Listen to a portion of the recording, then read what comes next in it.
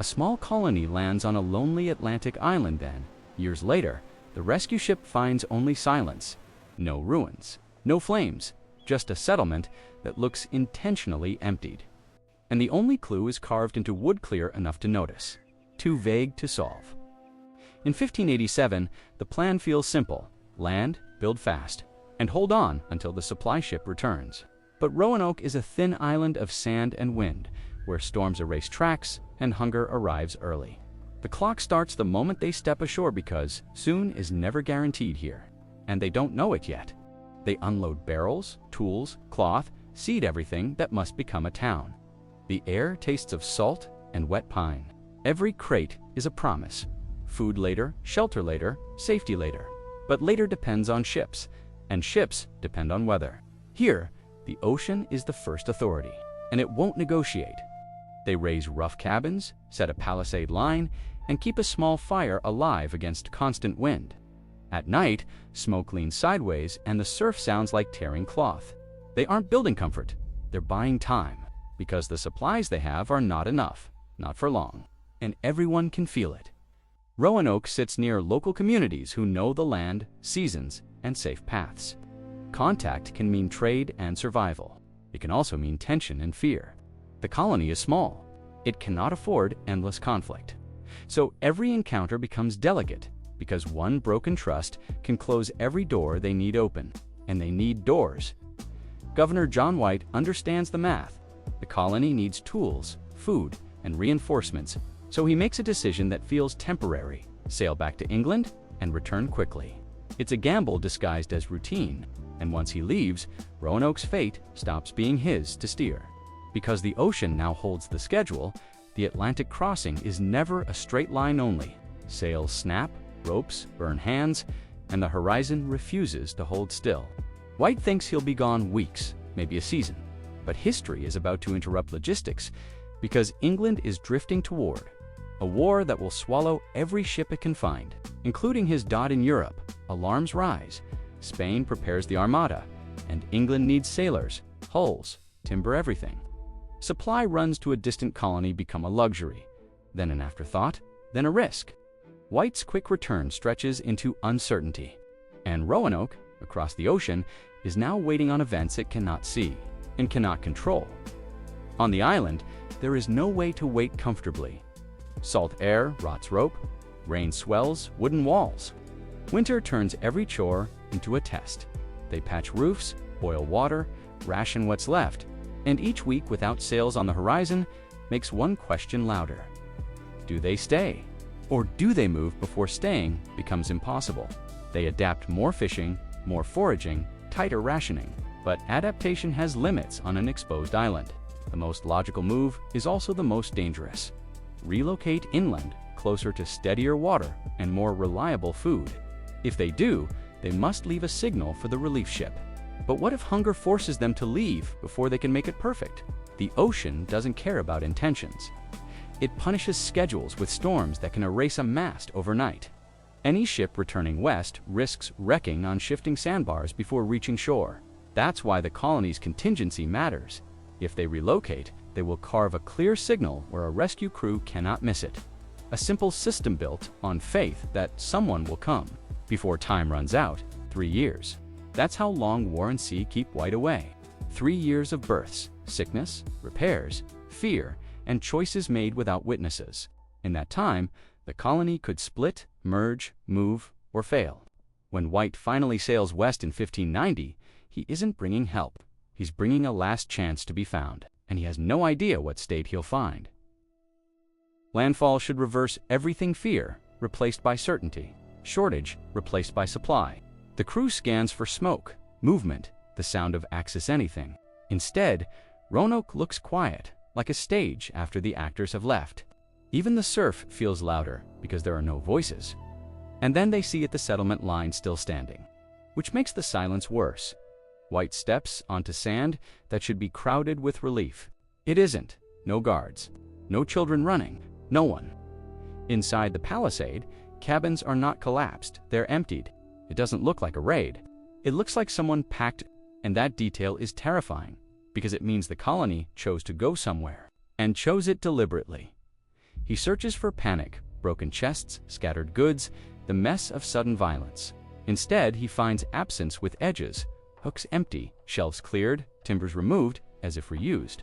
That's a decision, not a disaster. Then he remembers the signal system. If they relocated, they were supposed to leave a mark that explained where. So he starts hunting for carved wood. And he knows it has to be somewhere obvious, near the settlement edge. He finds it, a deliberate carving left where a returning ship could not miss it. No plea for help. No warning sign for attack. Just direction. But direction to what? Inland? Another island. A place the English barely understand. White has a clue, but it's a door. And he has no map that guarantees what's on the other side. He checks for the second part of the system, if they left under threat. They were supposed to add an unmistakable distress sign, but there is no such mark. That absence changes everything. It suggests the settlers believed they were choosing the safer option, which raises the real question. What danger on Roanoke was so steady, so grinding, that leaving felt safer than staying? White wants to search immediately, but Roanoke is surrounded by hazards that don't show up on hopeful plans. Shoals are shallow and shifting. A storm can trap boats offshore or smash them on sandbars. Every hour spent hunting inland risks the rescue ship's own survival. And the weather is turning clouds building with the kind of speed that makes sailors glance upward and stop talking, because they know what comes next.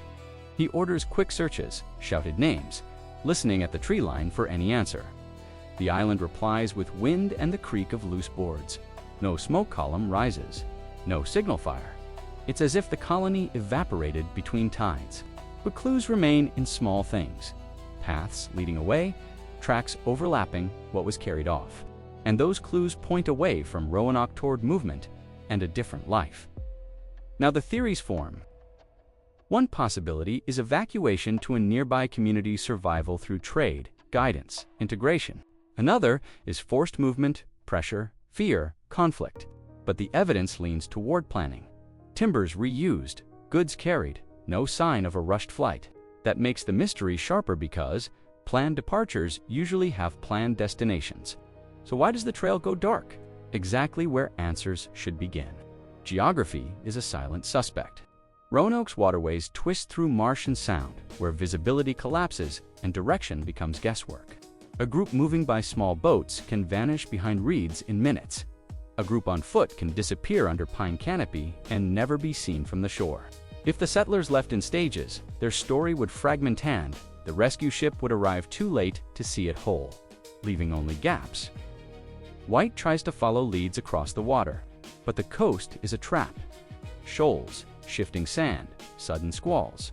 The expedition is small, and every misstep risks becoming another disaster. The cruel irony is obvious. He came to rescue a colony, yet he may not survive long enough to search for it.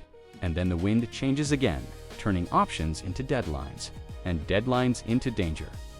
Night on the anchored ship is not restful. Rigging taps like nervous fingers, the hull groans, lantern light shakes across wet boards. White has a clue, but it's only one piece in a world of possibilities. Did they head toward a friendly place? Did they split between options? Or did they carve the mark under pressure enough to be found, not enough to be followed? Morning will decide what he can risk, and what he can't. Morning brings the worst clarity. The weather is not improving. A rescue ship that lingers can become wreckage. White faces a commander's decision with no good choices: search deeper and risk losing everything, or leave and risk losing the colony forever. He orders one last scan of shoreline and tree line, as if the island might confess. It doesn't, and that silence becomes his answer. Whether he accepts it or not, the expedition leaves with a feeling worse than defeat. The colony is not confirmed dead, it's not confirmed alive. It's simply missing, absorbed into distance. And because no one can stay, the island resets. Wind smooths footprints, tide scrubs the shore, the forest closes its doors. Evidence becomes memory. Memory becomes rumor. But one thing remains true: people do not vanish without a chain of causes. And that chain starts earlier than the carving. Rewind the pressure points. Start with location. Exposed, sandy Limousin outpost that needs constant resupply. Add delay, 3 years without reinforcement collapses the original plan. Then add human reality. Hunger changes values, fear changes alliances, survival forces choices that look unthinkable from a safe distance. The disappearance begins to look less like magic and more like a forced decision made quietly, step by step, until there is nothing left to find. If the settlers relocated and integrated, it explains the careful dismantling why waste timber when it's your most valuable asset. It explains the lack of obvious violence. It even explains why the signal is directional, not desperate. But it creates a sharper mystery. Integration leaves traces, stories, objects, patterns. Yet the record goes quiet. Did the colony merge so completely it became invisible? Or did someone want it invisible? Another possibility is fracture. Small colonies don't fail all at once. They fail in arguments, in shortages, in who gets the last portion. One group might leave first, believing it's saving everyone. Another might refuse, clinging to the fort as home. Over time, the settlement could empty without a single dramatic moment, just departures that add up to disappearance. And if that happened, the carved clue might be less of a plan and more of a compromise. Notice what isn't there when White returns. No mass grave, no burned fort, no scattered household wreckage. That absence is evidence. It suggests time, movement, planning. And planning implies leadership and some destination that made sense in 1587. So where would sense point? Toward steadier water, toward reliable food, toward people who already knew how to live here. But if that's true, why does the clue still feel like a warning? The cruelest detail is that the colony was designed to be temporary. England expected rotation, resupply, growth, but by accident, it became stranded, cut off by war and ocean. That changes how we read the carved mark, not as a riddle for fun, but as a survival memo. We are not here. We went where we could. The only problem is, the writers assumed someone would keep searching. White couldn't, and after he left, almost no one did. This is why Roanoke becomes legend. Nature can erase evidence faster than people can record it, and human groups can transform so completely that later outsiders no longer recognize them. A settlement can disappear without dying, simply by changing identity. That idea is unsettling because it means the answer might not be in ruins at all. It might be in assimilation, in names forgotten, in stories never written down. And that kind of ending leaves almost nothing to chase. But there's a catch. Transformation doesn't happen in a vacuum. It happens under pressure, hunger, fear, negotiation, and sometimes threat. The colony may have reached a point where staying English on Roanoke was simply not survivable. In that case, the mystery isn't only where they went, it's what they had to become to keep breathing. And if that's true, the island didn't hide the answer. The answer walked away. Roanoke also teaches a hard lesson about exploration. The most dangerous moment isn't landing. It's the months after, when attention shifts and the outpost becomes later. The colony didn't vanish because no one cared. It vanished because the supply chain snapped, and the ocean made the timeline impossible. When rescue depends on perfect timing, delay is an inconvenience, it's destiny. And destiny rarely announces itself. It just arrives, quietly, like an empty shore. If you want the mystery in one image, it's this: intact walls and empty rooms. A place that looks like it could wake up again if only the people were still here to step into it. That's why Roanoke haunts American memory. It's not an ending you can point to, it's a missing chapter. And missing chapters invite stories, some hopeful, some dark. But the real answer, if we could see it, would probably look ordinary. Walking, carrying, leaving, until there is no colony left to find. So what happened? We can't prove one ending with absolute certainty, but we can follow the logic. Roanoke was too exposed to endure alone. 3 years without reinforcement collapses the plan. The remaining evidence points to relocation rather than sudden destruction. That makes the lost colony less of a supernatural riddle and more of a human survival pivot, one England failed to witness. And if that's true, the last clue isn't what they carved, it's what they carried away and never brought back. And this is the final twist. The disappearance wasn't a single night. It was a process, a slow grind of weather, scarcity, distance, and delayed promises. Roanoke didn't vanish overnight for the people living it. It vanished in ink-packed chest, one dismantled roof, one farewell to the shore. By the time White arrived, the story was already over, and all he could collect were shadows of choices. The island kept its silence because it was never built to keep records, only to be left behind. Roanoke remains a mirror held up to America's earliest edge, ambition colliding with geography, optimism colliding with supply lines.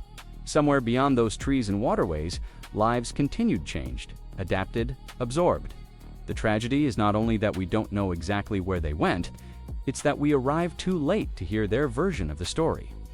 And that silence is what keeps pulling us back, because it feels like the island is still withholding something. In the end, Roanoke is famous because it becomes a question mark at the beginning of America's written story. Empty gates, quiet cabins, one carved clue, and an ocean that made soon impossible. If you ever wondered how history becomes myth, Roanoke shows you the mechanism: delay, silence, and a missing witness. The witness we needed never came back in time. And that's why the mystery still feels alive. Before we close, remember what the evidence whispers: not a single catastrophic night, but a controlled departure shaped by pressure. That pressure was built into the design and outpost, dependent on resupply across an unpredictable ocean. Remove the supply ship, and the colony becomes a countdown. Roanoke's disappearance is what happens when a plan assumes perfect timing and the world refuses to cooperate. The real horror is how normal the chain looks, so it's too late. Roanoke survives because it's clean. To clean, no bodies to mourn, no battlefield to blame, no single villain to point at. Just decisions under stress and a coastline that erases footprints. That's why every generation reopens the case. The ending is missing, but the mechanics are visible. And when mechanics are visible, anyone can imagine the final step. The question is, which step you believe happened, because each one changes what lost really means. If you listen closely, the carved clue isn't an answer. It's a last handshake between people and the sea. It says, "We understood we might not be here when you return. We tried to be legible, but time stretched, weather shifted, and the rescue arrived after the story had already walked away." That's the core of Roanoke. The Atlantic didn't just separate two places. It separated two moments in time, and once the moments missed each other, the truth became fog. If you want more documentaries that reconstruct history like a film, subscribe, because the next episode goes to another moment where one decision triggers everything. And now I want your verdict. Do you believe the Roanoke settlers evacuated and integrated, were forced away, or fractured and disappeared in pieces? And what single detail convinces you most?